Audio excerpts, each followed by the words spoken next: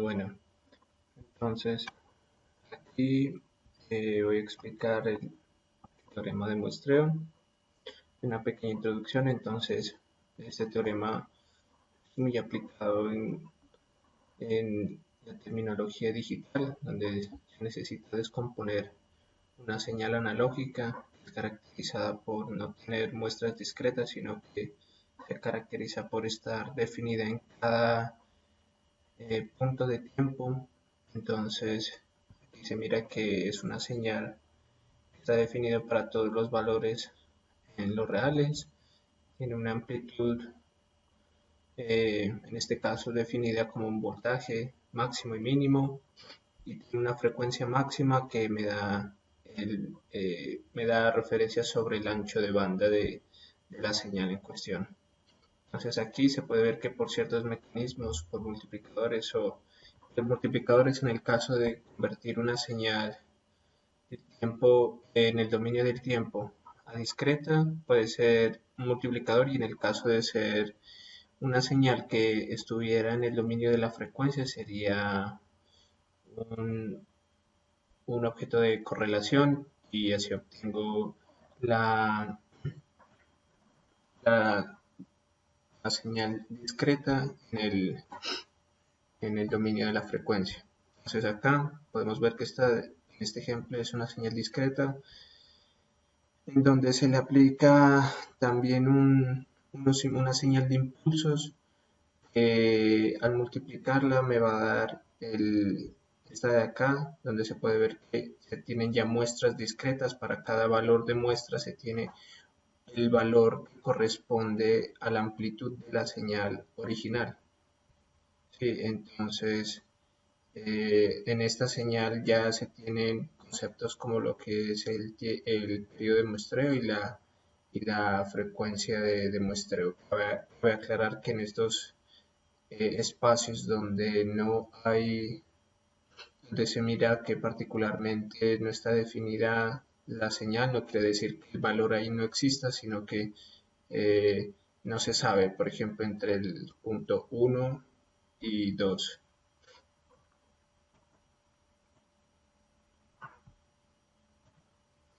Entonces aquí, como ya había hablado en la introducción, eh, se tiene una señal en el dominio del tiempo que es continua, y se le aplica un multiplicador eh, por un tren de impulsos.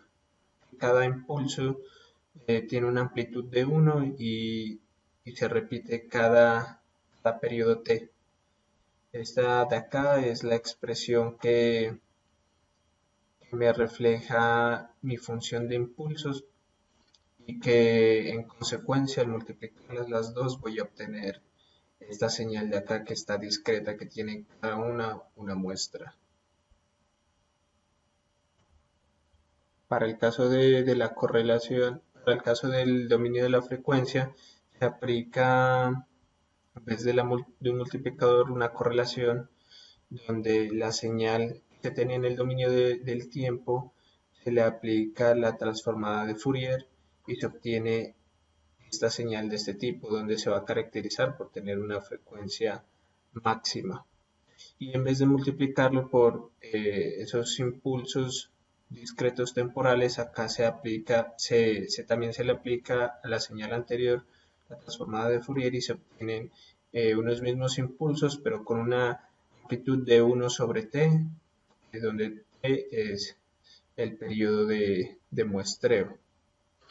Y como consecuencia se obtiene la misma señal transformada que tiene acá al inicio, por cada muestra. O sea, se repite continuamente, se vuelve periódica para cada impulso, pero la amplitud es igual a que sería la amplitud inicial de la señal, y dividido sobre t, que es el periodo de muestreo. Acá en este dibujo se puede observar un esquema general de lo que mencioné anteriormente, donde primero se tiene una señal continua, a la que se le tiene que aplicar un filtro pasa-baja donde se define una frecuencia máxima de lo que se quiere obtener. De ahí se obtiene un X gorro de T, el cual esta señal, después de haber definido las frecuencias de interés, donde el Fmax es la frecuencia de corte del filtro paso baja, se multiplica por los que se conocen como señales de impulso o peines, y con eso obtengo la señal discretizada y dependiendo del periodo de muestreo de la señal. Entonces acá primero se puede ver una señal X de T, al aplicársele un filtro paso bajo se puede ver que esta señal se suaviza, y al aplicarle la transformada de Fourier se obtiene el espectro, sería primero la que está en negro si se tiene sin filtro, pero al aplicársele un filtro paso bajo se quedaría en términos de área definida entre menos la frecuencia máxima y la frecuencia máxima utilizada. En el caso de los peines, pues tienen amplitud 1 y dependiendo del periodo de muestreo, la relación que tienen con la frecuencia de muestreo es inversamente proporcional. A medida que el periodo de muestreo aumenta, disminuye la frecuencia de muestreo. Y aplicándole la transformada de Fourier queda de este tipo, ya dependiendo de la frecuencia de muestreo. Entonces, ya cuando se obtiene, aplica se multiplica, se obtiene la señal discretizada dependiendo de los impulsos y del periodo de muestreo. En el caso del dominio del tiempo, ya se obtiene en cada impulso que se tenía la señal obtenida en la transformada de Fourier, delimitada por menos la frecuencia máxima hasta la frecuencia máxima. Entonces, el teorema de muestreo lo que dice, para evitar un tipo de solapamiento entre cada muestra espectral de la transformada de Fourier de la función original, es que la frecuencia de muestra debe ser mayor o igual que dos veces la frecuencia máxima. Esto para obtener, obvio, para evitar el fenómeno de aliasing y obtener una información mucho más concisa y obtener los datos necesarios de la señal. Este teorema de muestra como se ha visto, es bastante importante ya que permite digitalizar y rastrear las señales que son de componente fisiológico, como son las de electrocardiograma, por decir un ejemplo, y poder analizarlas en software y poder tratarlas y aplicarles filtros para así tener una mejor comprensión de los fenómenos que le suceden a esa señal, ya que sabiendo analizarla y teniendo en cuenta este teorema de muestreo, se puede saber acerca de algunas variaciones que puede tener el paciente o la persona afectada, eh, como por ejemplo en una falla cardíaca o en un comportamiento anómalo del corazón, etcétera, así como demás de otras señales. Por lo tanto, es bastante importante que tener en cuenta este concepto, ya que servirá para entender mejor los fenómenos fisiológicos que están en el dominio del tiempo continuo y así poder digitalizarlos y comprenderlos mejor.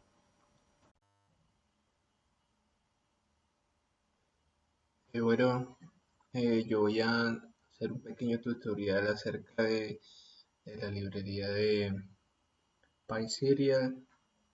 Bueno, básicamente es una librería que se ha empleado para realizar una conexión de tipo serial entre la plataforma de Arduino y Python. Entonces, primero, para ello hay que instalar la librería PySerial. En este caso, se utilizó en el prompt el comando pip install PySerial y eso basta para obtenerla en el programa. Entonces, primero aquí tengo un Arduino Uno conectado, el cual está suministrado actualmente con una fuente de 5 voltios que la proporciona el mismo Arduino y está conectado, como se puede ver aquí en pantalla del programa de Arduino, al pin 3. Sí, entonces vamos a correr este programa a ver qué tal pasa con este código. Pues aquí lo que se hace es inicializar también los datos en cero. Y acá en el código lo más importante es leer la entrada que tiene el Arduino. Por eso pues se implementa este código que es leer analógico y lee los datos que están en el pin y vuelve a actualizar la variable. Entonces aquí si uno le da a correr,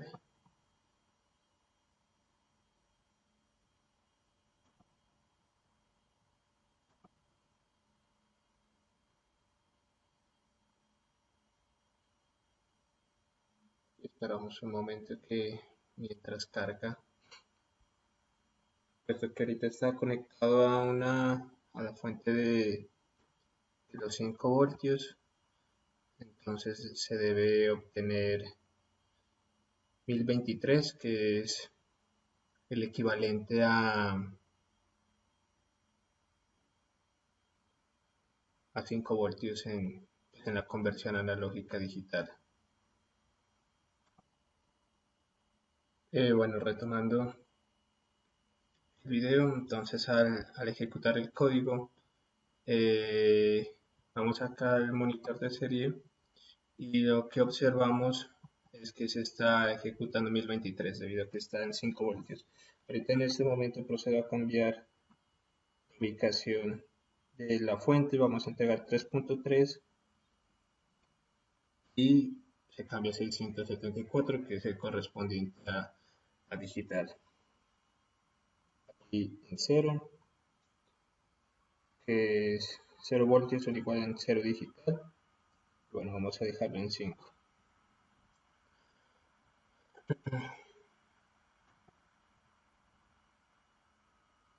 Bueno, entonces para llevarlo a Python, que primero pues tenemos que importar al módulo serial y vamos a crear este objeto y vamos a llamar a esta librería serial y este comando serial.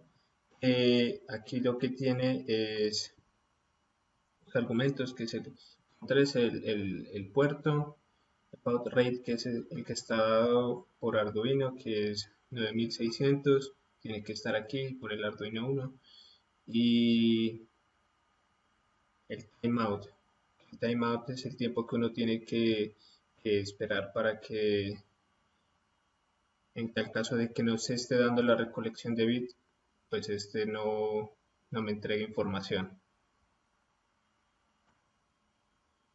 Entonces aquí ejecutamos, vamos a crear este ciclo while, que es un while true básicamente, donde aquí vamos a recolectar la información del Arduino, ¿sí? Y con este comando, el readline, vamos a obtener la información del Arduino y vamos a imprimir en consola los datos que se están obteniendo actualmente.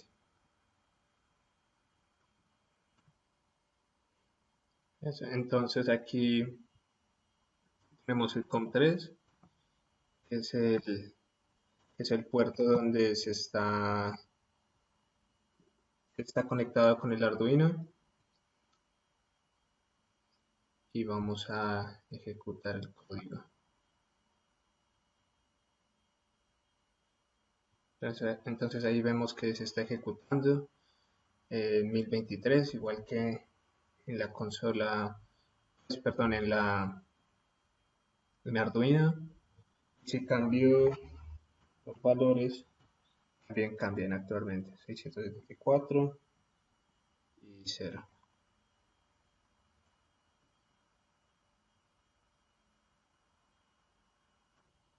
Entonces con este ejemplo con este ejemplo básico, se puede trasladar la información obtenida por el Arduino y poderla manejar aquí en la plataforma de Python.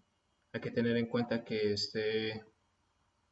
el comando serial nos ofrece muchas más alternativas para la recepción de los datos que uno está obteniendo. Gracias. Bueno, otra de las cosas más importantes que tiene la biblioteca PySerial, de hecho hasta la más importante, es la comunicación bidireccional que ofrece esta biblioteca, es decir, permite la recepción y el envío de datos. Esto permite comunicarse con el Arduino o con otro microcontrolador que también esté dentro de esta biblioteca y de esta manera hacer acciones dentro del software o en el mismo microcontrolador que puedan ser visibles en el mismo. Aquí les presento un ejemplo de un proyecto del pasado en el cual se hacía uso de la biblioteca PySerial y a su vez se tomaba provecho de ella para el envío de datos y la recepción de datos también. En este caso modelábamos un automóvil, un carro que era movilizado con los motores servo, para lo cual se definieron los movimientos que iba a realizar, atrás, adelante, izquierda, derecha, para lo cual se utilizó este comando ser.write y la parte que se deseaba ejecutar. De esta manera se podría llegar a lo deseado, que era que el carro se moviera en la dirección que uno quisiera, controlándolo desde el software Python. Ahora, para la retroalimentación desde el microcontrolador, enviaba un 1 o un 0 cuando éste avanzaba o retrocedía dependiendo de la acción que uno colocara. De esta manera, imprimía si estaba en reposo en izquierda o derecha. Esa es una de las aplicaciones que yo le he dado a la biblioteca PySerial y me parece importante resaltar que sin este tipo de bibliotecas no existiría ningún tipo de comunicación entre, entre los dispositivos, haciendo que sea mucho más compleja las aplicaciones que uno pudiera hacer con este tipo de, de recursos.